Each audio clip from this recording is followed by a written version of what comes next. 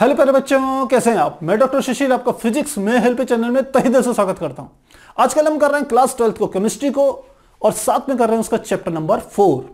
पिछली क्लास में हमने इस चैप्टर से रिलेटेड कुछ एनसीईआरटी के आंकिक प्रश्नों को आपके सामने हल किया था। आज वहीं से हम चैप्टर को आगे कंटिन्यू कर रहे हैं। प्यारे बच्चों, यदि आपको ये सीरीज पसंद आ रही है तो प्लीज इसे लाइक कीजिए। चैनल पर पहली बार आए हैं तो सब्सक्राइब कीजिए, क्योंकि इस चैनल में फिजिक्स और केमिस्ट्री की बहुत ही यूजफुल वीडियो आपको मिलेगी। फिजिक्स की क्लास 9 से लेकर क्लास 12 का कंप्लीट कोर्स अवेलेबल है, अपलोडेड है। आप प्लेलिस्ट में जाकर के उसे चैप्टर वाइज सारी की सारी वीडियोस को देख सकते हैं, सभी क्लासेस की 9 से लेकर 12 तक की। और केमिस्ट्री यहां पर कंटिन्यू है, क्लास 11 और 12 की केमिस्ट्री लगातार यहां पर आगे की ओर बढ़ रही है। तो अगर आपने अभी तक सब्सक्राइब नहीं किया तो सब्सक्राइब जरूर कीजिए। सबसे इंपॉर्टेंट बात प्यारे बच्चों, शेयर जरूर कीजिए, क्योंकि हिंदी मीडियम में मटेरियल बहुत कम है यूट्यूब पे। तो जो नीडी स्टूडेंट हैं वहां तक इसकी अप्रोच होनी चाहिए। मैं तो ऐसा चाहता हूं। बाकी अब जितना अधिक हम कह सकते हैं रिस्पॉन्स देंगे, मैं भी उतनी एनर्जी से आपके लिए क्या करूंगा, वीडियो तैयार करूंगा। तो फिलहाल शुरू करते हैं हम अपना अगला प्रश्न। इसके अनुसार स्थिर आयतन पर SO2Cl2 के प्रथम कोटि के ताप अपघटन पर निम्न आंकड़े प्राप्त हुए हैं। तो हमें पहला तो यह पता चल गया ये प्रथम कोटि अभिक्रिया है, और आंकड़े जो दे रखे हैं उन्होंने नीचे ये दे रखे हैं, जिसको हमने यहाँ टेबुलेशन की फॉर्म में आपको बता रखा है। अभिक्रिया वेग की गणना कीजिए। तो हमें क्या निकालना है, पहले तो आपको पता ही है प्रथम कोटि है, प्रथम कोटि है। और सेकंड हमें क्या ज्ञात करना है, अभिक्रिया वेग। अभिक्रिया वेग को हमें ज्ञात करना है, ये ध्यान रखना प्यारे बच्चों। अभिक्रिया वेग कैलकुलेट करना है और आंकड़े में दे रखे हैं और बोल रखा है अभिक्रिया वेग की गणना कीजिए जब कुल दाब 0.65 एटमॉस्फेरिक प्रेशर हो। क्या है प्रश्न को समझिए। हमारे पास अभिकारक के रूप में SO2Cl2 है, वो परिवर्तित हो रहा है SO2 में तथा Cl2 में। ये गैसीय अवस्था में है, इसलिए जैसे हमने पिछले प्रश्न में दाब के रूप में चीजों को लिया था, ठीक इस प्रश्न में भी उसी रूप में हम इसको समझेंगे। तो यहां देखिए, जब एक्सपेरिमेंट किया गया तो पहले प्रयोग में जब समय 0 था तो उस समय जो कुल दाब था वो 0.50 था। इसका अर्थ है SO2Cl2 का जो दाब रहा होगा वो 0.5 एटमॉस्फेरिक प्रेशर के बराबर होगा। हमें यहां ऐसे भी लिख सकते हैं, T बराबर 0 पर इसका जो दाब है उसको मैं PR से रिप्रेजेंट कर रहा हूं, या आप P0 से भी कह सकते हैं। वो कितना है 0.5, और इनका दाब क्या रहा होगा, 0 रहा होगा। फिर अगला है, जब दूसरा प्रयोग किया तो समय 100 सेकंड था, यानी कि T1 बराबर हमने ले लिया 100 सेकंड। तो जो दाब रहा PR, उसके दाब में जो कमी आई है, कुछ कमी आई होगी उसके दाब में, तो PR माइनस मान लेते हैं ये P1 दाब। इसमें यदि P1 दाब की कमी आई है तो इसका दाब भी P1 होगा, इसका दाब भी P1 होगा। पिछले प्रश्न में बता चुके हैं। क्यों होगा, क्योंकि इनका स्टिक्योमेट्रिक गुणांक इसका 1 है, इसका 1 है, इसका 1 है। तो ये बिल्कुल वैसे ही है कि सांद्रता हमारे पास शुरू में 100 थी, बाद में वो घट करके 100 में से 20 कम हो गई। तो 100 में से 20 कम हुई तो यहां पर SO2 भी 20 ही बनेगा और Cl2 भी 20 ही बनेगा। इस बात को समझिए। तो ठीक वैसे ही है, यदि इसके दाब में P1 की कमी हुई है तो इसके दाब में इसका दाब भी P1 बढ़ गया होगा, इसका दाब भी P1 बढ़ गया होगा। ठीक दूसरी बात ये क्या कह रहा है, अभिक्रिया के वेग की गणना करनी है जब कुल दाब 0.65 हो, यानी कि कुल दाब लास्ट में कितना होना चाहिए, 0.65 पर जब कुल दाब हो तो इस समय अभिक्रिया का वेग हमें क्या करना पड़ेगा, ज्ञात करना पड़ेगा। यह हमारे पास क्या है प्रश्न। तो प्रश्न काफी आसान है। सबसे पहले समझिए अभिक्रिया के वेग का क्या सूत्र होता है। अभिक्रिया का वेग बराबर होता है, कांस्टेंट होता है K, और यहां पर हमारे पास क्या होती है, अभिकारक की सांद्रता आ जाती है। तो यहां पर अभिकारक है SO2Cl2, इसकी सांद्रता, क्योंकि ये प्रथम कोटि अभिक्रिया है इसलिए इसकी घात क्या आएगी, 1। तो ये तो 1 के बराबर आ गया, यानी कि हम इसको ऐसे लिख सकते हैं K SO2Cl2।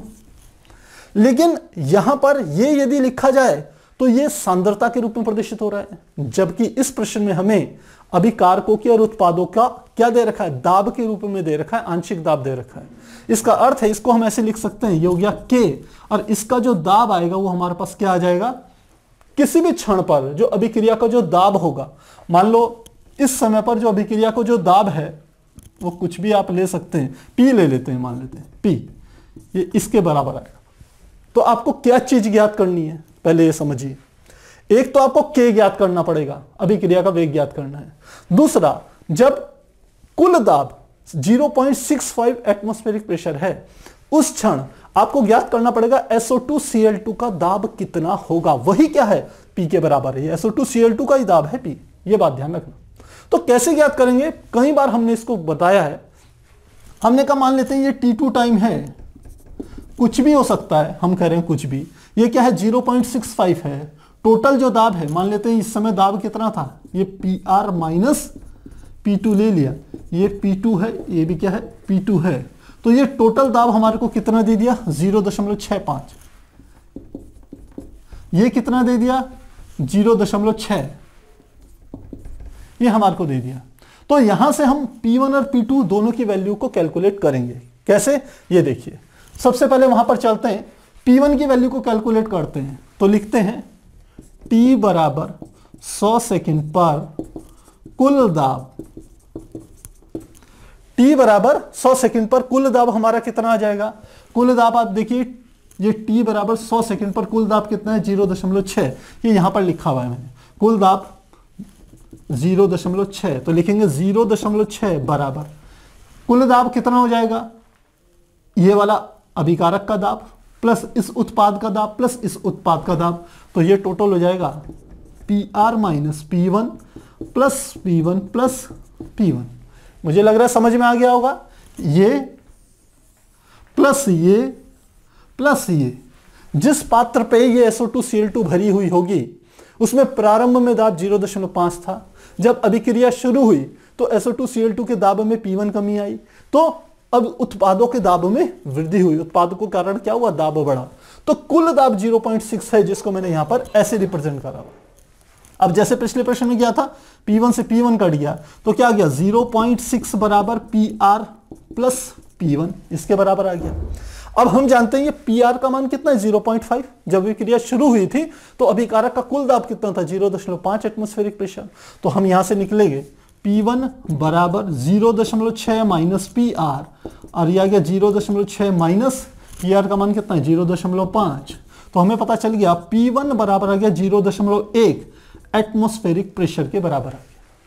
तो हमें P1 की वैल्यू पता चल गई प्यारे बच्चों। आप चाहें हम यहां पर लिख सकते हैं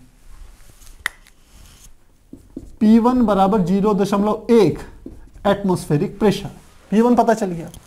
अब ज्ञात करना है हमारे को किसका मान, P2 का मान। तो P2 का मान भी ऐसे निकालेंगे, लिखेंगे T2 समय पर कुल दाब बराबर कितना था, 0.65। तो 0.65, तो ये 0.65 किसके बराबर होगा। अब देखिए 0.65 यहां वाला, इसमें कुल दाब किस किस का होगा, ये अभिकारक का दाब इतना है, पहले उत्पाद का दाब इतना है, दूसरे उत्पाद का दाब इतना है। तो हम लिखेंगे PR minus P2 plus P2 plus P2, P2 से P2 कट गया, तो 0.65 बराबर यह आ गया PR प्लस P2। तो यहां से हमारा P2 बराबर निकल गया 0.65 माइनस PR बराबर 0.65, और PR का मान हमने बताया है कितना है, 0.5 के बराबर है, 0.5। तो कितना आ गया, 0.15। इसको ऐसे लिख दें तो आपको समझ में आ जाएगा। इतना करेंगे तो 0.15। तो P2 का मान कितना आया, इतने एटमॉस्फेरिक प्रेशर के बराबर आ गया। यहां लिख लेते हैं P2 बराबर 0.15 एटमॉस्फेरिक प्रेशर, इसके बराबर आ गया। अब हमें क्या ज्ञात करना है, अब हमें P2 का मान भी पता चल गया। तो T2 समय पर अभिकारक का दाब कितना था, PR माइनस P2। कितना था, PR माइनस P2, और इसी को मैंने P के बराबर लिखा था, ध्यान रखिएगा। तो हम लिखते हैं चूंकि P बराबर है PR माइनस P2, तो ये P बराबर, PR का मान कितना है हम जानते हैं, PR का मान 0.5, और P2 का मान अभी हमने निकाला 0.15। तो P बराबर निकल गया 0.35 एटमॉस्फेरिक प्रेशर। ये हमारा P का मान निकल गया। तो ये P तो हमने कैलकुलेट कर लिया। अब निकालना K की वैल्यू को। तो अब K के लिए फार्मूला लगाते हैं, हम लिखते हैं, चूंकि हम जानते हैं K इज इक्वल टू होता है 2.303 बटे T2 माइनस T1 लॉग, यहां पे लिखेंगे P1 बटे P2, ऐसे आ जाएगा।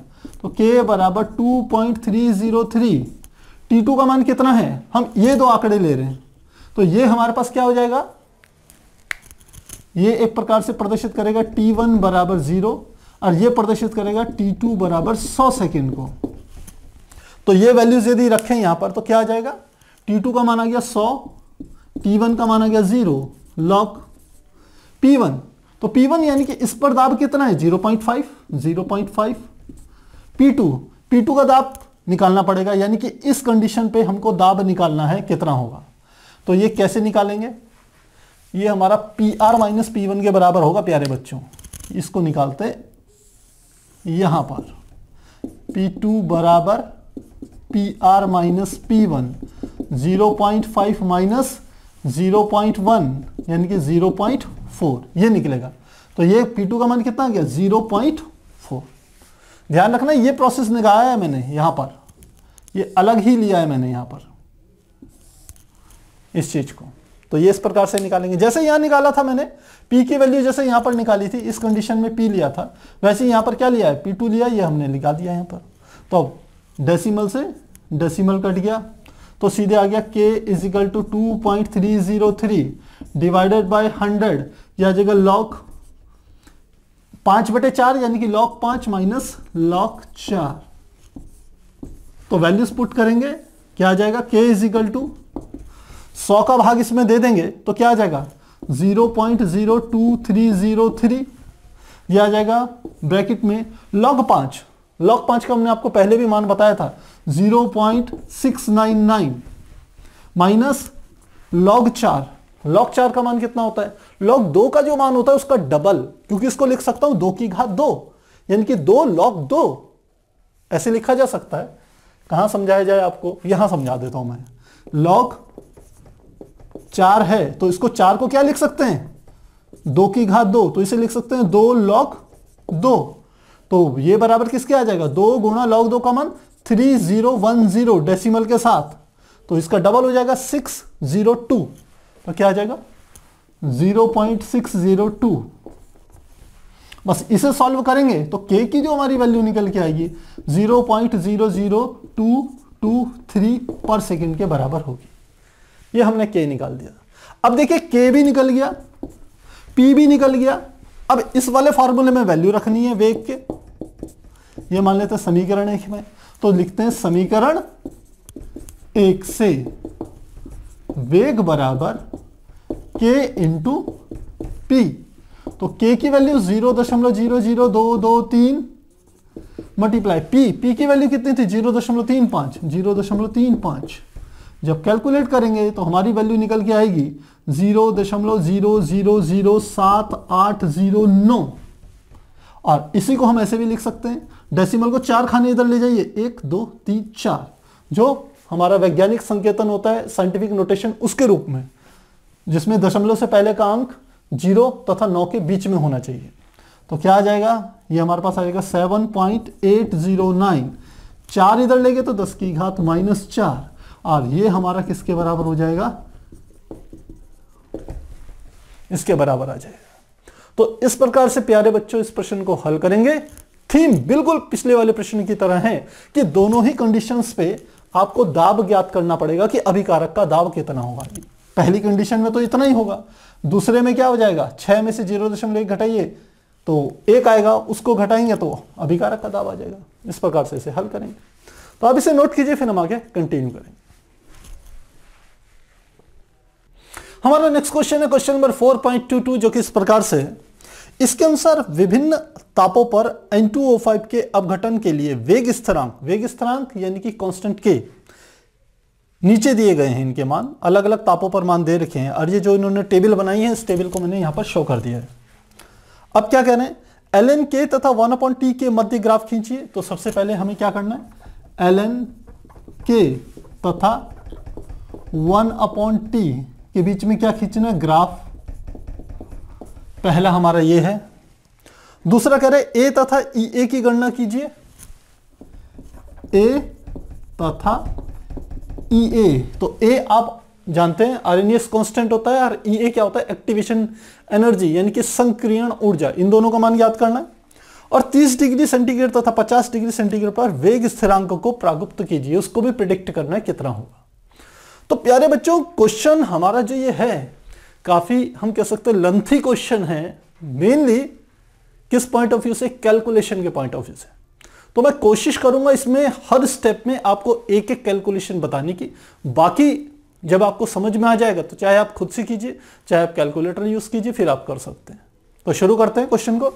इन्होंने हमें दे रखा है टेम्परेचर डिग्री सेंटीग्रेड पे दे रखा है और कांस्टेंट के जो है इसकी वैल्यू हमारे को दे रखी है 10⁵ की फॉर्म में।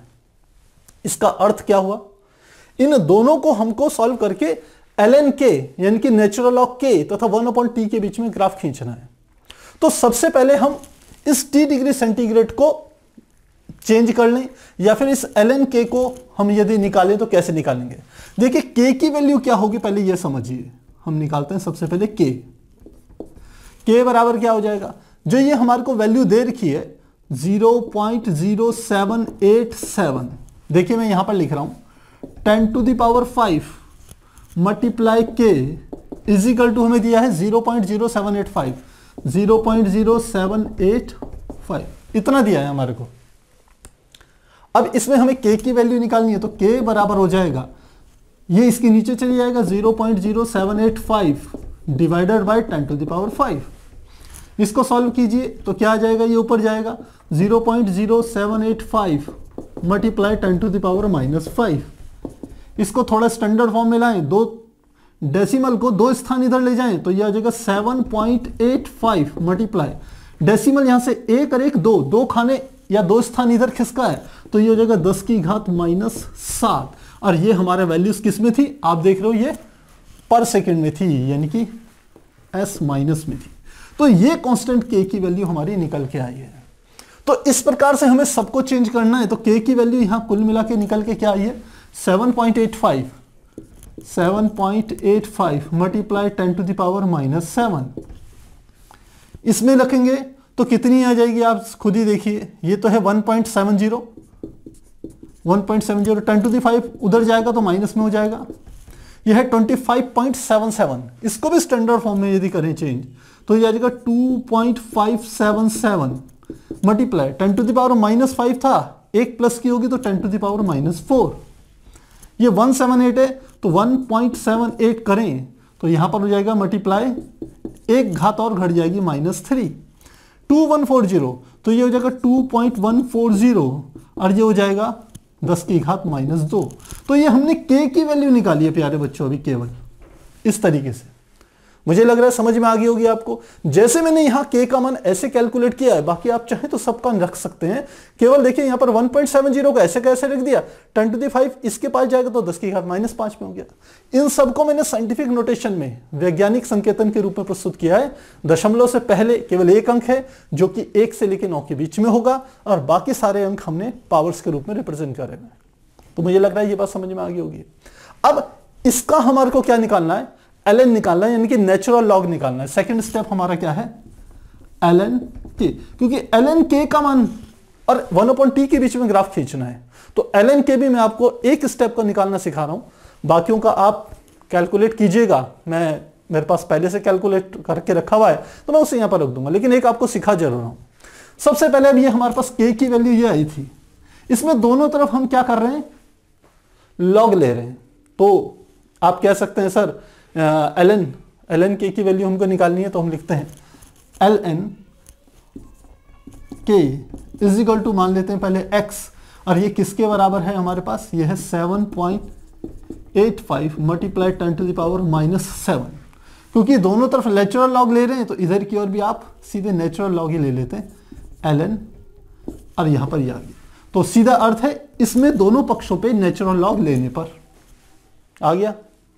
अब क्या करना है हमें तो ln की वैल्यू निकालनी है। तो इस ln k को मैं ऐसे भी लिख सकता हूं log base 10k, और इसके लिए मुझे क्या करना पड़ेगा, ln k को जब log k में करते हैं परिवर्तित तो 2.303 से मल्टीप्लाई कर देते हैं। तो क्या करना है, यहां पर लिख सकता हूं मैं 2.303 इंटू log बेस 10k। तो ठीक यही काम इधर की ओर कर देंगे, 2.303 और यहां पर हमारा क्या आ जाएगा, ये इसकी जगह लिख लेंगे log base 10 7.85 multiply 10 to the power -7।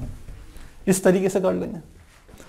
अब देखिए क्या करना है आपको, ये तो ऐसे कैसा है 2.303 और log बेस 10 की वैल्यू आपको निकालनी है, 7.85 की वैल्यू निकालनी है और 10 टू द पावर -7, तो ये log m मल्टीप्लाई n हो जाएगा। तो ये आ गया log 7.85 plus log 10 to the power -7।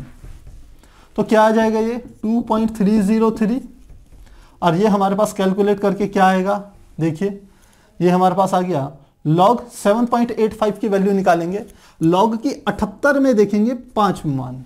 log table में आपकी जो एनसीईआरटी की बुक के पीछे लॉगरिथम है यानी कि लघु गुणक की सारणी है, उसमें 78 में का मान देखना है 5 पे। तो मैं चेक करके देख रहा हूं कितना है, 78 का 5 में मान, 78 का 5 पर मान है 8949। तो क्या लिखेंगे हम, 8949। तो 0 पॉइंट इतना मैंने लिख लिया और साथ में क्या आ गया, 10 की घात -7 है तो आप समझ सकते हैं ये आएगा प्लस -7। ये m की पावर n का फॉर्मूला है log 10,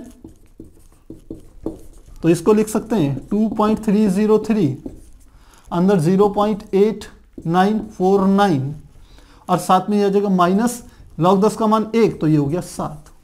तो 7 में से आपको क्या करना है, इतना घटा देना है। तो वैल्यूज कितनी निकल के आएगी, कैलकुलेट कर लीजिए, यहां पर घटा रहा हूं मैं 7.0000 8949 माइनस ये आ गया 0, ये आ गया 5, ये 0, ये 1, तो कितना आया 0 और यहां पर 7 में से यहां पर 6 हो गया होगा, 6 ये आ गया 61050। तो ये आ गया 2.303 मल्टीप्लाई माइनस में आएगा -6.1050। अब इन दोनों की मल्टीप्लाई कीजिएगा तो 6 दूनी 12, लगभग ये 13-14 के बराबर आएगा। तो ये प्रोसेस है, इसको कैलकुलेट करके जो मान आएगा वो भी मैं बता देता हूं आपको। हमने कैलकुलेशन पहले से करके रखी हुई है। ये मान आएगा -14.55। देखिए हमने क्या करा था, के लिया था, पहले वैल्यूज लिख लेते हैं इसकी। ये आएगा -14.55। आप कैलकुलेट करके देखिएगा, 6 दूनी 12, 13-14 के ही लगभग बराबर आएगा। तो ln k की वैल्यू कितनी आ गई, -14.55। जैसे मैंने ln k की यहां वैल्यू निकाली है, दोनों तरफ log लेकर के इस तरीके से इसको कन्वर्ट करके, वैसे ही आपने क्या करना है, बाकी स्टेप्स के मान भी रखने हैं। तो मैं यहां सीधे मान रख रहा हूं, बाकियों के मान है -10.982, ये 14.055 आएगा, 055 14.055। दूसरा आ गया -10.982, 10.982। अगला आ जाएगा -8.266। अगला आ गया -6.331 और अगला आ गया -3.844। इतना आ गया। तो मुझे लग रहा है ये चीज समझ में आ गई होगी और ये भी समझ में आ गई होगी। आप चाहें तो इस स्टेप का एक स्क्रीनशॉट ले लीजिए, क्योंकि ये आपके काफी काम आएगा जिनको आपको पता नहीं होगा। तो मुझे लग रहा है ये स्क्रीनशॉट ले लिया होगा। मैं इसे मिटा रहा हूं प्यारे बच्चों, इसे हमने मिटा दिया है। अब आगे देखते हैं। तो ln k तो हमने निकाल लिया, अब 1/t निकालना है। तो 1/t निकालने के लिए ये जो t हमें दिया है, ये है डिग्री सेंटीग्रेड पे। आपको क्या करना पड़ेगा, इसको केल्विन में निकालना पड़ेगा। तो t की वैल्यू निकालनी है किसमें, केल्विन में। तो t की वैल्यू जब केल्विन में निकालेंगे, आप ऐसे करके लिख लीजिए। तो बस इसमें 273 जोड़ते चले जाइए। 0 में 273 जोड़ेंगे तो 273 आ जाएगा। 20 जोड़ेंगे 273 में तो यह आ जाएगा 293 आ जाएगा। 40 जोड़ेंगे, 20 और जोड़ देंगे तो 313 आ जाएगा। 60 जोड़ देंगे तो यह आ जाएगा 333 आ जाएगा। और 80 जोड़ देंगे तो हमारा फिर से आ जाएगा 353। ये सब किस में आ गए? मान आपके केल्विन में आ गए हैं। अब आपको क्या करना है? 1/t निकालना है। 1/t तो आप समझ सकते हैं 1/t केवल 1/273 लिखना है और डिवाइड करके मान निकालना है। मैं सीधे आपको मान लिख करके यहाँ बता रहा हूँ क्योंकि ये एक इजी कैलकुलेशन है, आप खुद से कर सकते हैं, इसमें कोई ऐसी टेक्निकल बात नहीं है। तो आएगा 0.00366, 0.00366। अगला आएगा 0.00341, 0.00341। और अगला है 0.00319, 0.00319। अगला है 0.00300 और लास्ट है 0.00283। तो ये मान हमने सारे के सारे क्या कर दिए? यहां पर निकाल दिए। अब हमारा अगला स्टेप आएगा ln के तथा 1/t के बीच में हमारे को क्या खींचना है? ग्राफ खींचना है। अब पहला पार्ट इसका क्वेश्चन का, ये हम ग्राफ ड्रॉ कर रहे हैं। अब आप ये देखिए कि 1/t जो हमारा ये है 1/t जो केल्विन में है, इसको तो हम क्या करेंगे? इसको हम लेंगे x अक्ष पे लेंगे और ये जो हमारा ln के है ये लेंगे y अक्ष पे। और y अक्ष सारी की सारी क्या है? नेगेटिव है, इसलिए इसको नेगेटिव y अक्ष में लेंगे। तो ग्राफ इस प्रकार से ड्रॉ करेंगे। ये हमारी नेगेटिव y अक्ष है, ये हमारी x अक्ष है, यहां पर हमारा क्या है? ln k है और यहां पर क्या है? इसमें 1/t है, इस तरह। अब 1/t की वैल्यू आप देख रहे हो 0.00283, ये इस प्रकार से। तो आप यदि सीधे इसमें देखोगे तो 283 है, 283 से 366 तक जा रहा है। तो लगभग इसका मान आप दिमाग में सोचिए लगभग कितना आएगा। ये 280 से शुरू हो रहा है और लगभग 370 तक जा रहा है। तो मेरे को लग रहा है इसमें 7 या 8 पॉइंट बीच में आएंगे। तो बिल्कुल वैसे ही हम ले रहे हैं। सबसे पहले यहां पर ले लेते हैं, ये हमारा आएगा 0.00280, ये वाला 280। अब 80, 90, 100 ऐसे करके करते हैं। ये आ जाएगा 290, ये 300, 300, फिर ये 310, 320, 330, 340, 350, 360 और ये 370 आ गया। मैंने पॉइंट के बाद जो डेसिमल के वो थे वो मैंने नहीं लिखे यहां पर, बाकी सब चीजें वही है। तो ये 366 तक हमारा वहां तक आ जाएगा, 370 तक। अब ध्यान दीजिए यहां पर ln k की जो हमने वैल्यू निकाली, इसमें मिनिमम वैल्यू है 3.844। तो इसका मतलब है यदि हम ये सीधे 14 तक है तो सीधे हम 1 से लेकर 14 तक की वैल्यूज यहां लिख लेते हैं। ये हमारा आ गया -1, यहाँ -2, -3, -4, -5, -6, -7, -8, -9, -10, -11, -12, -13, -14, एक और ले रहे हैं -15। ये हमारी वैल्यूज किसकी आ गई? ln k की। अब ग्राफ बनाना है आपने, तो ग्राफ कैसे बनेगा? कई बार मैं आपको बता चुका हूं।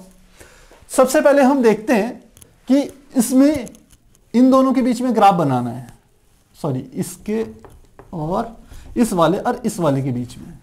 तो सबसे पहले t की वैल्यू है 366। अब 366 किस किस के बीच में आएगा? 366। तो 366 देखिए 370 और 360 के बीच में आएगा, यहां पर, ये यहां पर होगा। अब 366 में यहां देखिए यह 14.055, यानी कि ये 14 के ही लगभग बराबर है, तो ये आएगा यहां। तो क्या करते हैं, यहां से डॉटेड लाइन एक ऐसी खींचनी है, यहां से एक डॉटेड लाइन एक ऐसी खींचनी है, जहां दोनों एक दूसरे को काट दे वहां पर पॉइंट लगा देना है। तो पहला डाटा हमारा पूरा हो गया। दूसरे डाटा देखें, दूसरा डाटा है 341 का 10.982 पर। तो क्या है 341 कहां आएगा, देखिए 340 है तो यहां पर होगा 341। और दूसरा क्या है 10.982, तो 10.982 मतलब लगभग 11 के बराबर यहां पर। तो यहां से एक ऐसी डॉटेड लाइन खींचनी है, ऊपर से एक डॉटेड लाइन ऐसे खींचनी है, जहां पर आ जाए वहीं पर निशान लगा लेना है। दूसरा निशान ये। तीसरा यहां पर देखिए ये हमारा माइनस का है, ये 319, तो 319 कहां है 320 से थोड़ा सा पहले, यानी कि यहां पर आएगा। और 319 पे कितना है 8.266, तो 8.266 यानी कि 8 से थोड़ा ज्यादा यहां पर। तो इन दोनों को ऐसे करके यहां लाइन ड्रॉ करी, यहां से ऐसे लाइन ड्रॉ कीजिए, ये हमारा पॉइंट आ जाएगा। तीसरा ये हो गया। चौथे में देखें ये हमारा है 300 और ये हमारे पास है 6.311। तो 300 कौन सा, ये वाला, तो 300 का पॉइंट हमने यहां लगा दिया। और 6.311 यानी कि 6.311 लगभग यहां पर होगा। इन दोनों को मिला दीजिए, ऐसे डॉट यहां लगाया, यहां से ऐसे करा, जहां दोनों को काटा वहां पर निशान लगा दिया। और लास्ट डाटा हमारे पास क्या बचा, ये 283 है, यानी कि 283 यानी कि ये लगभग यहां पर होगा। और यहां पर हमारा क्या आ रहा है, दूसरा ये आ रहा है 3.844, 3.8 लगभग 4 के बराबर, यानी कि इतना यहां पर। तो यहां से नीचे ले गए, यहां से ऐसे ले गए, यहां पर कट गया। अब इसको आपस में मिलाना है आपने, इन सब रेखाओं को आपस में मिला दीजिए। ये हमारी क्या बन गई, ग्राफ बन गया। तो जो पहला इसने कहा था कि ln k तथा 1/t के बीच में आपको ग्राफ खींचना है, तो प्यारे बच्चों सबसे पहला काम हमने ग्राफ ड्रॉ कर लिया। अब ये जो ग्राफ का जो ढाल है, इससे हम एक इक्वेशन निकालेंगे। हम जानते हैं ये जो ग्राफ का जो ढाल होता है, ये हमारा m को रिप्रेजेंट करता है, क्योंकि ग्राफ ऊपर से नीचे आ रहा है, तो m का मान किस में होगा, माइनस में होगा, ध्यान रखिएगा। क्योंकि ग्राफ ऊपर से नीचे आ रहा है, इसलिए जो ढाल तो है लेकिन नेगेटिव में होगा, माइनस m के पदों में होगा। तो जो हमारी मानक समीकरण होती है एक रेखा की, वो बराबर होती है y बराबर mx प्लस c के बराबर होती है। और हमारे पास जो कांस्टेंट k की वैल्यू का एक फार्मूला होता है, वो हमारे पास होता है, चूंकि k बराबर a e की power minus EA upon RT के बराबर होता है। और आप जानते थे जब दोनों तरफ नेचुरल लॉग लेते थे तो ये फार्मूला हमारा किस रूप में आता था, ये आता था ln k is equal to, ये होता था माइनस, यहां पर लिख सकते हैं माइनस EA बटे R मल्टीप्लाई 1/t, और प्लस ये जो a था ये आता था log ln a। इन दोनों की आपस में तुलना कीजिए। इनकी तुलना से आपको क्या पता चलेगा कि जो देखिए y बराबर किसके है, ln k के बराबर, m बराबर किसके है, माइनस EA अपॉन R के बराबर, x बराबर किसके है, यहां पे लिख रहे हैं x बराबर किसके है, 1/t के है, और c बराबर किसके है, यह है ln a के बराबर है, ln a के बराबर है। तो यही हमारे को ग्राफ में दिख भी रहा है। ये हमारी कौन सी अक्ष थी, x अक्ष। ये वाली कौन सी अक्ष थी, माइनस y अक्ष, तो y अक्ष ही हुई। तो y अक्ष में क्या है, ln k, और x अक्ष में क्या है, 1/t, वो हमने लिखा हुआ है। और देखिए ये m रेखा का जो ढाल है, हमने कहा था यहाँ रेखा का जो ढाल है वो माइनस में आ रहा है, तो देखिए रेखा का ढाल यहाँ माइनस में ही है। इन दोनों की तुलना करेंगे तो m बराबर माइनस EA अपॉन R, ये है रेखा का ढाल। और साथ में क्या आ गया, 1/t, 1/t तो आप जानते हैं x अक्ष है। तो ये हम इस तरीके से इसको समझ सकते हैं। अब यहां पर एक बात और आती है, ये कहता है कि आपको a तथा EA के मान ज्ञात करने हैं। तो सबसे पहले EA का मान ज्ञात करेंगे। देखिए EA क्या चीज है, ये है रेखा का ढाल, और ढाल लिख लेते हैं EA minus EA upon R बराबर किसके है, m बराबर किसके है, ढाल। और ढाल बराबर क्या होता है, इस ढाल में कोई भी x के दो मान ले लीजिए, y के दो मान ले लीजिए, उनका जो अंतर होगा, यानी कि ये जो खड़ी वाली अक्ष है y2 minus y1 upon x2 minus x1, या tan थीटा का यदि आप कोण बनाएंगे तो ये हमारा लंब हो जाएगा, ये वाला क्या हो जाएगा, इधर वाला आधार होगा, तो लंब बटे आधार।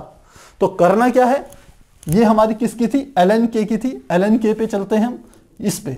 तो यहां के ऊपर और नीचे के दो पद ले लेते हैं, तो ये बराबर आ जाएगा माइनस 3.844 माइनस, इसमें से घटाना है सबसे स्टार्टिंग का पॉइंट, ये दोनों पॉइंटों का अंतर ले लीजिए, ये वाला और ये वाला, तो क्या आ जाएगा माइनस 14.055, ये आ गया बटे, अब किसका लेना है, एक्स अक्ष का ढाला है, एक्स अक्ष में क्या है 1/t, तो इसके क्रॉसपोंडिंग डाटा क्या है ये वाला, और इसके क्रॉसपोंडिंग डाटा क्या है ये वाला। रेखा का ढाल आप जानते हैं y2 minus y1 upon x2 minus x1, चाहे आप उसे tan थीटा के पदों में लिखिए, tan थीटा बराबर होता है लंब बटे आधार, तो लंब की ऊंचाई बटे आधार की लंबाई, ये हमारा आ जाएगा।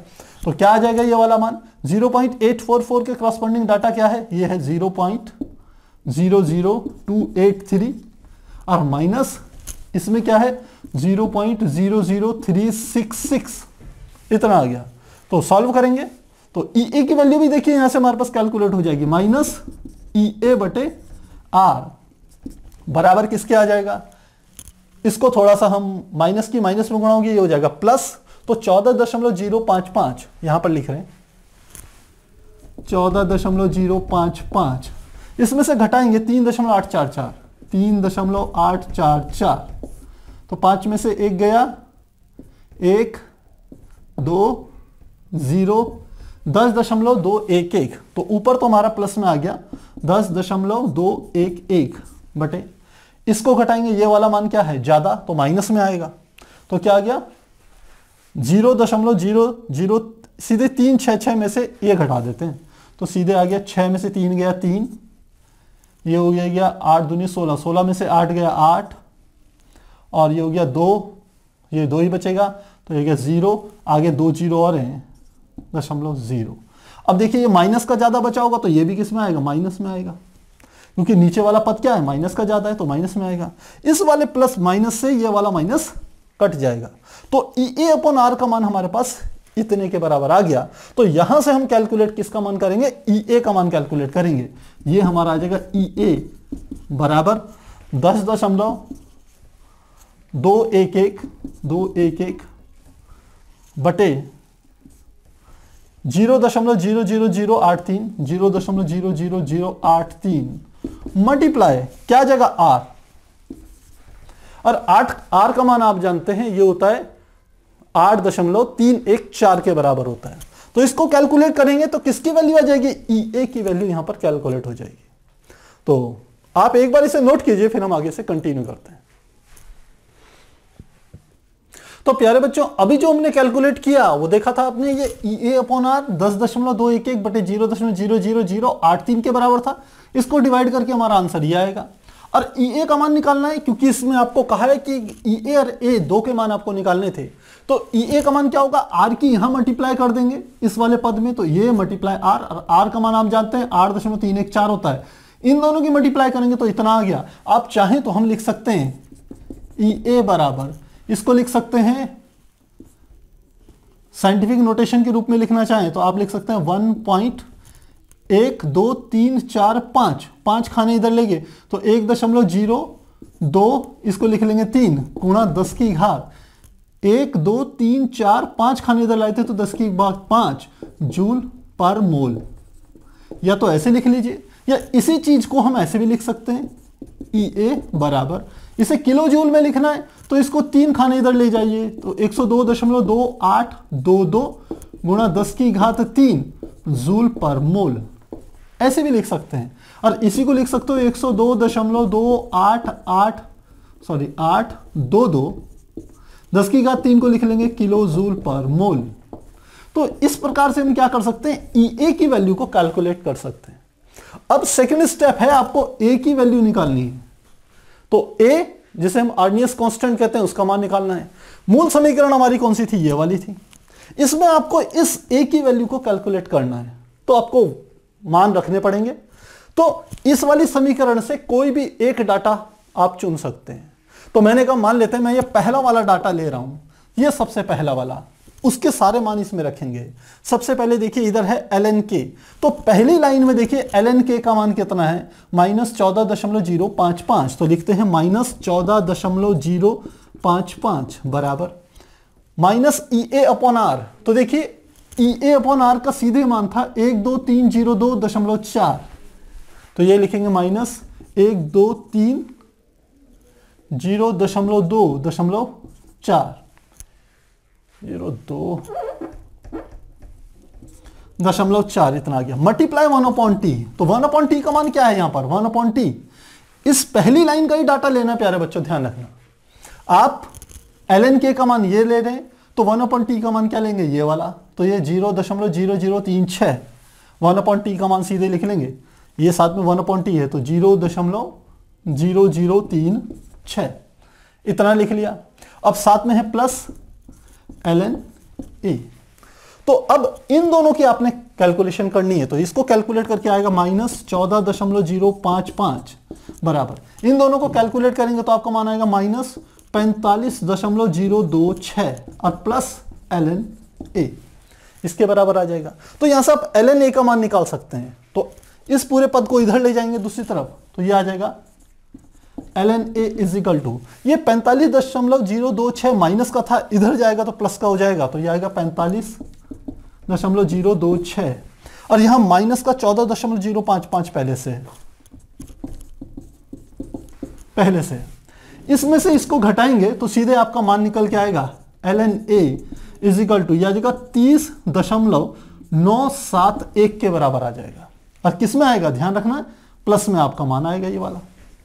अब a की वैल्यू आपको निकालनी है, तो पहले ऐसा करते हैं, क्योंकि आपने जो एंटी लॉग हम इसमें लेंगे, लेकिन ये क्या है ln क्या है, नेचुरल लॉग है, ई बेस लॉग है।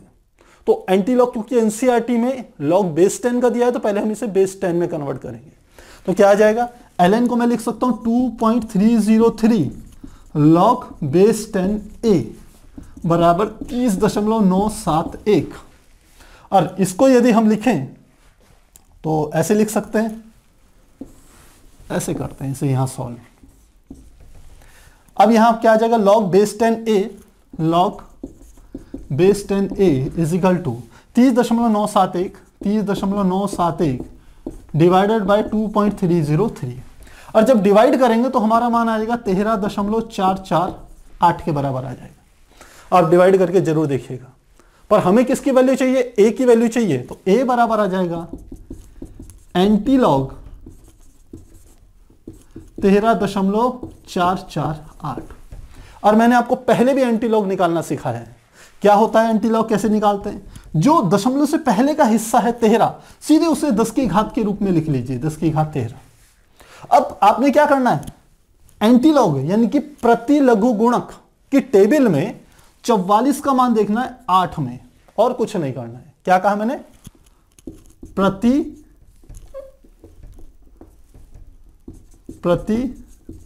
लघु गुणक टेबल में 44 का मान 8 पर, यह निकालना है। तो कितना मान आएगा अभी चेक कर लेते हैं। 44 का मान 8 पे देखते हैं, एंटी लॉग वाली टेबल में 0.44 होगा। 44 का मान 8 में हमारा आएगा 2805, ये मान निकल के आ जाएगा 0.2805 मल्टीप्लाई 10 टू द पावर कितना आ जाएगा 13। और इसे सुधार करना चाहो तो आप लिख सकते हो 2.805 मल्टीप्लाई 10 टू द पावर, एक डेसिमल इधर लेंगे तो ये हो जाएगा 10 की घात 12, 10 की घात 12। और ये हमारा क्या हो जाएगा, आर्नियस कांस्टेंट का जो मान होगा ये इसके बराबर होगा। तो प्यारे बच्चों यहां इस क्वेश्चन के हमने कितने हिस्से निकाल लिए। पहला हमने निकाला ln k तथा 1/t के बीच में ग्राफ, दूसरा हमने निकाला a की वैल्यू, और तीसरी निकाली a की वैल्यू। इतना पोर्शन हम कर चुके हैं। अब इसमें क्वेश्चन यहीं पर खत्म नहीं होता, ये साथ में कहते हैं 30 डिग्री सेंटीग्रेड और 50 डिग्री सेंटीग्रेड पर वेग स्थिरांक को प्रागुप्त कीजिए। वेग स्थिरांक यानी कि कांस्टेंट k, तो कहां से निकलेगी, ये मेन इक्वेशन है। वेग स्थिरांक k की वैल्यू हमारे को निकालनी है। E a/r भी पता है आपको, ln भी अब आपको पता चल गया। 1/t की वैल्यू आपको, t आपको दे ही रखा 30 डिग्री या 50 डिग्री, उसको किस में चेंज करेंगे, केल्विन में चेंज करके तब वैल्यूज पुट करेंगे, तब आपका कांस्टेंट k की वैल्यू निकलेगी। तो एक बार आप इसे नोट कीजिए, फिर हम इस क्वेश्चन को पूरा फाइनल कंप्लीट करते हैं।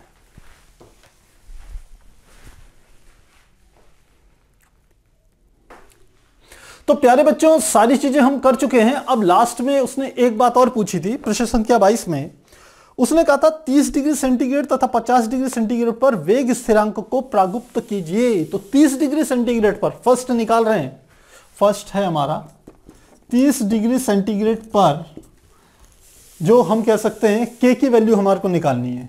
के की वैल्यू कितनी होगी ये निकालनी है। तो 30 डिग्री सेंटीग्रेड टेम्परेचर दिया है, इसे केल्विन में बदलेंगे, यानी कि आ जाएगा T इजिकल टू 30 प्लस 273, यानी कि T की वैल्यू हमारी कितनी होगी 303। तो T की वैल्यू होगी 303। अब आपको यहां पर वैल्यूज सारी की सारी पुट करके आंसर निकालना है। EA अपॉन R का मान हमने यहां पर पहले से लिखा है, 1 अपॉन T का मान आपको पता है 303 केल्विन है, और ln A की वैल्यू भी हमने यहां पर अभी निकाली थी, कैलकुलेट की थी, वो यहां पर रखी हुई है। अब ln K हमारे पास आएगा और उससे हम K की वैल्यू को कैलकुलेट करेंगे। तो कैसे करेंगे, सबसे पहले यहीं पर लिखते हैं, हम लिख रहे हैं ln K is equal to minus EA upon R। तो EA अपॉन R का मान सीधे मैं रख रहा हूं, EA अपॉन R का मान है 1230.2.4, EA अपॉन R का मान माइनस 1230.2.4 मल्टीप्लाई 1 अपॉन टी यानी कि 1/303 ये आ गया, प्लस ln A का मान कितना है 30.971। जब इन सब को आप कैलकुलेट करेंगे, क्योंकि अब तो ये नॉर्मल कैलकुलेशन है, जब इनको कैलकुलेट करेंगे तो जो आपकी ln K की वैल्यू आएगी वो हमारी आएगी माइनस 9.631 के बराबर आ जाएगी। कैलकुलेट कीजिएगा, ये तो एक सिंपल प्रोसेस है, तो इसकी वैल्यू इतनी आएगी। अब हमें K की वैल्यू कैलकुलेट करनी है। तो बिल्कुल बच्चों पिछला वाला प्रोसेस क्या करना है, ln K को मैं लिख सकता हूं 2.303 log base 10K is equal to minus 9.631। तो log base 10K is equal to minus 9.631 divided by 2.303। जब डिवाइड करेंगे तो कितना आंसर आएगा, ये कैलकुलेट करके आएगा माइनस में 4.182, इसके बराबर आ जाएगा। तो अब K बराबर क्या आ जाएगा, K बराबर होगा एंटी लॉग प्रति लघु गुणक माइनस 4.182। अब ये वैल्यू आपको कैलकुलेट करनी है, कैसे करेंगे ये भी देख लीजिए, यहां पर करके दिखा रहे हैं। K बराबर, अब देखिए इसमें है माइनस 4.182, तो सबसे पहले दशमलव से पहले 4 है तो आप सीधे घात लिख लीजिए, मल्टीप्लाई 10 की घात -4, क्योंकि -4 है तो -4, पहला काम तो आपने ये कर लिया। सेकंड बात, क्योंकि ये माइनस में वैल्यू थी इसलिए 182 को पहले आपने 1 में से घटाना है। ये प्रोसेस मैं आपको पहले भी बता चुका हूं, यदि आप कंटिन्यूटी में मेरे वीडियो देख रहे हैं, ये पूरी की पूरी क्लास यदि आप कंटिन्यूटी में देख रहे हैं तो कई बार ये बता चुका हूं कि माइनस का जो भी मान होता है एंटीलॉग निकालने में पहले उसको 1 में से घटाइए, जो मान आए उसको आपने एंटीलॉग के टेबल में देखना है। तो 1 में से घटा देते हैं तो ये आ गया 1.000, इसमें से घटाना है 182.0, तो ये आ गया 10 में से 2 गया 8, 9 में से 8 गया 1, और ये 9 में से 1 गया 8, और डेसिमल यहां आ गया 0। यानी कि अब क्या करना है आपको, मान 81 का 8 में एंटीलॉग देखना है। तो मैंने लिखा प्रति लघु गुणक टेबल में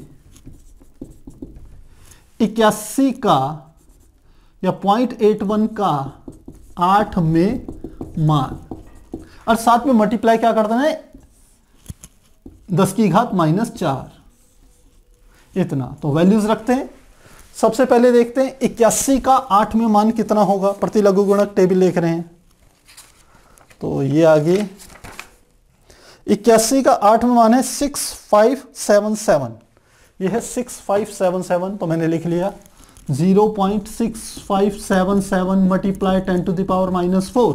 डेसिमल को एक खाने इधर ले जा लेंगे तो 6.577 गुणा 10 की घात -5 हो जाएगा, एक इधर लेंगे 10 की घात -5, और यदि ये प्रति सेकंड में होगा तो यह वाला मान भी क्या आ जाएगा, प्रति सेकंड में आपका निकल जाएगा।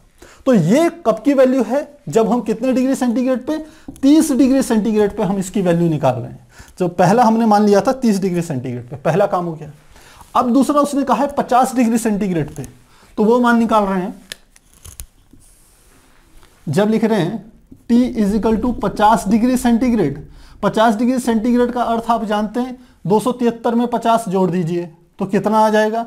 ये हमने 30 जोड़ा था, 273 में जैसे 30 जोड़ा था वैसे 273 में 50 जोड़ दीजिए तो 2323 केल्विन के बराबर आ जाएगा। अब ये मान आ गया। फिर से आपने कौन सी इक्वेशन उठानी है? यही वाली इक्वेशन उठानी है। तो ln k लिखते हैं, ln k is equal to minus EA बटे R मल्टीप्लाई 1/T। तो EA/R का सीधे मान रखना बच्चों में यहां से, तो ये आ गया 1230, ये वाला 1230 2.4 मल्टीप्लाई 1/, ये था ना 1/T, तो 1/T की जगह क्या आ जाएगा? 1/323, और साथ में क्या आ गया? Plus ln A। तो लिखेंगे प्लस ln A का मान कितना है? 30.971। और ये वाला मान आप जानते हैं ये माइनस पे है, हमने माइनस तो नहीं छोड़ा है ना यहाँ पर भी, हाँ ठीक है, ये माइनस पे है। जब इसे सॉल्व करेंगे तो ln k के जो मान निकल के आएगा, ये आएगा -7.117 निकल के आ जाएगा। इतना मान आएगा प्यारे बच्चों। अब हमने क्या करना है? फिर से यही वाला प्रोसेस जो हमने कहा था, इस नेचुरल लॉग को 10 बेस लॉग में कन्वर्ट करेंगे। तो करते हैं इसे।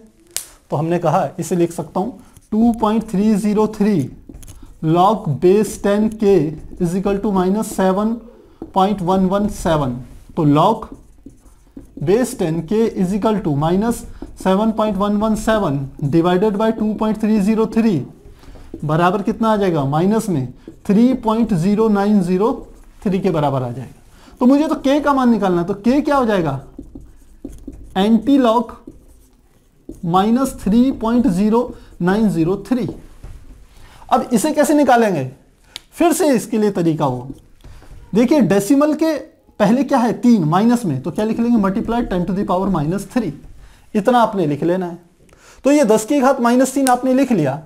अब पीछे वाले हिस्सा जो था इसको 1 में से घटाएंगे, जैसे मैंने यहां पर घटाया था पीछे वाले हिस्से को। तो 0903 को 1 में से घटाएंगे, इधर घटा रहा हूं मैं, यहीं में से घटा लेते हैं 1.0000, ये हमारा आ गया डेसिमल 0903। घटाते हैं तो ये आ गया 10 में से 3 गया 7, ये आ गया 9 में से 9 0 गया 9, ये 9 में से 9 गया 0, और ये हमारा आ गया 9। तो 9097 9097। तो क्या करना है? ये जो घटा के आपका मान आया है इसको ध्यान रखना है। यहां पर मैं लिख रहा हूं प्रति लघु गुणक सारणी में किसका? 90 का मान 9 और 7 में है।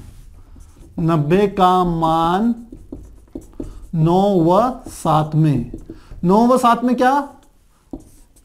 पहले आपको 9 में देखना है, फिर डिफरेंस वाले टेबल में जाना है जहां सिंगल डिजिट होते हैं, वहां देखना है 7 में कितना है और उसको उस वाले में जोड़ देना है। बस ये काम करना है। तो निकालते हैं। सबसे पहले देखते हैं 90 का 7 में मान प्रति लघु गुणक टेबल में।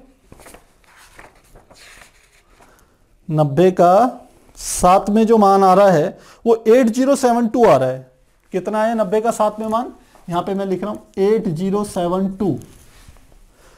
90 का 7 में मान 8072। और फिर उसके बाद देखना है 90 का 9 और 7 में मान। थोड़ा गड़बड़ कर दिया हमने प्यारे बच्चों, यहां गड़बड़ कर दिया। 90 का 9 में मान, पहले 9 में फिर 7 में। तो 90 का 9 में मान है 8110 और फिर 7 में मान है 13। तो 8110 प्लस 13 लिखेंगे 8110 और 13, इन दोनों को जोड़ दीजिए तो 3 2 1 8, ये आ गया। तो कितना आया? 8123। तो मान क्या लिखेंगे? बराबर 0.8123 मल्टीप्लाई 10⁻³ इसको डेसिमल को एक इधर ले जा लीजिए तो 8.123 मल्टीप्लाई 10⁻⁻4। और ये हमारा क्या हो जाएगा? k की वैल्यू हो जाएगी कितनी में? 50 डिग्री सेंटीग्रेड पे जो हमारा कांस्टेंट वेग स्थिरांक k है उसका मान इस प्रकार से कैलकुलेट करेंगे। तो प्यारे बच्चों, पूरे का पूरा क्वेश्चन हमने कराया है, कोशिश की है आपको कैलकुलेशन आ जाए। कहीं पर भी ऐसा कोई डाटा जो एक से ज्यादा बार आया उसकी एक कैलकुलेशन मैंने आपके सामने करके दिखाई है और बाकी आपको खुद से करनी है। बाकी ये सिंपल कैलकुलेशन है, भाग देने की, जोड़ने की, ये तो आप स्वयं से कर सकते हैं। मेन इन क्वेश्चंस में है आपको लॉगरिथम आपकी क्लियर होनी चाहिए, तभी कहीं जाकर के आप इन प्रश्नों के हल कर पाएंगे। तो आप नोट कीजिए, फिर हम आगे अगले प्रश्न को करते हैं।